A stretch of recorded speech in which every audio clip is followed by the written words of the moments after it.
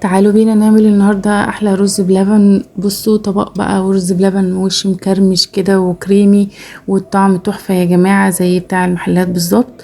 تعالوا نشوف هنعمله ازاي.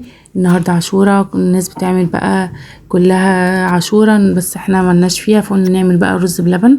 اول حاجة جبت كوباية رز مغسولة كويس جدا وحطيت عليها نص لتر من المية، وهنبتدي بقى نسلقه على النار كده لغاية لما يستوي معانا. كده استوى.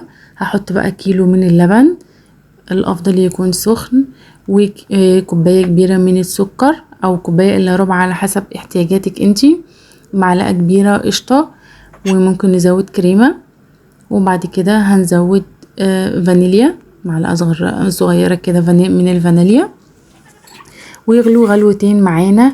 وهجيب بقى بعد كده نص كوبايه من اللبن، هدوب فيها معلقتين كبار من النشا وهنحطهم، ودي تبقى اخر مرحله لغايه بقى لما يغلي غلوتين كده ويلاقيه تقل معانا. هنبتدي بقى نحطه في الكوبايات او الاطباق اللي عندك.